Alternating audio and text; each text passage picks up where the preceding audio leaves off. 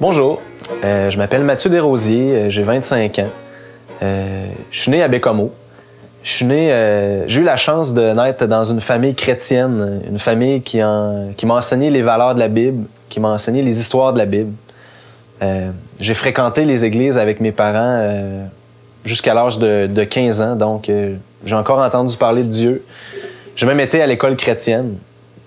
Je vous dirais qu'à l'âge de 15 ans, j'ai commencé à vouloir faire mes propres expériences. J'ai dit, entre autres, à mon père que je voulais plus qu'il me parle de Dieu. Je n'avais assez entendu parler. Je connaissais tout ça, puis je voulais faire ma propre vie.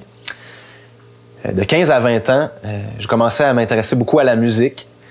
J'ai fait partie de plusieurs groupes de musique. J'ai commencé à prendre de la drogue. J'ai commencé à consommer de l'alcool. J'ai commencé à faire mes propres expériences, un peu ce que je voulais. Puis... jusque-là, ça va, mais ça m'a amené vers des problèmes plus graves qui ont été de consommer de la drogue dure. Même qu'à l'âge de 20 ans, j'en étais rendu à en consommer régulièrement. J'ai été mis au pied devant un mur, puis j'ai décidé soit que je poursuivais dans cette voie-là, puis ça me faisait peur, ou que j'allais en thérapie. Donc, j'ai décidé d'aller en thérapie. Ça a été vraiment une bonne décision. Ça m'a beaucoup aidé. J'ai passé 6 mois là. J'en suis sorti en un morceau avec de la joie, avec un bon travail, avec des activités saines. J'ai commencé à faire du sport, à m'entraîner. Mais j'avais toujours un vide en dedans de moi. J'avais toujours envie de consommer, même si tous les problèmes de ma vie étaient réglés.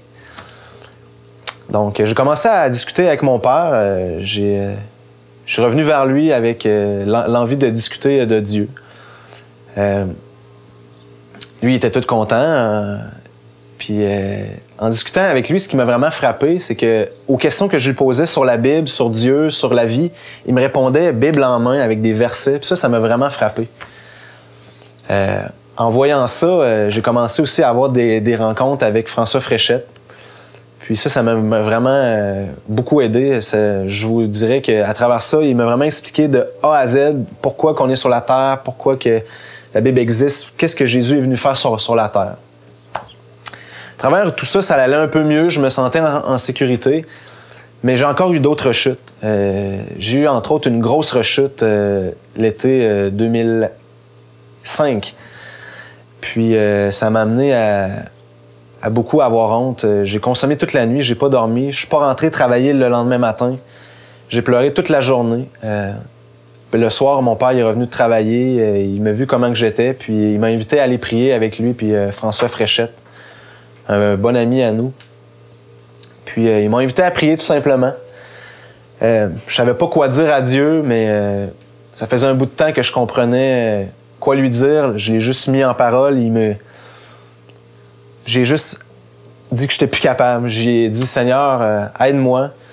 Je suis pécheur, puis je peux pas m'en sortir par moi-même. Je le sais que tu as pris ma place sur la croix. Puis là, je t'abandonne ma vie. Je laisse tomber mon orgueil, puis je t'abandonne ça entre tes mains. Donc, c'est le 20 juin que Jésus m'a sauvé, que j'ai reconnu qu'il était mort sur la croix pour moi. Par la suite... il n'y a pas eu de magie ce soir-là. Bien que je me suis senti rempli de paix, je me suis senti apaisé par tout ça. Mais c'est vraiment à ce moment-là qu'il y a eu le changement, qu'il a rempli le vide qu'il y avait dans mon cœur. Aujourd'hui, où j'en suis rendu, ben ça va très bien. J'ai plus ce vide-là. Je peux parler avec Dieu. Puis je le sais que Dieu il m'aime. Je peux communiquer avec lui, je le prie. Je compose la musique pour lui. Il me donne son inspiration. C'est merveilleux. Je suis vraiment heureux, je suis comblé. Puis j'ai même trouvé une petite femme que j'aime. Puis j'ai l'opportunité de jouer de la musique avec elle, de m'impliquer puis de partager ce que Jésus a fait pour moi. C'est tout.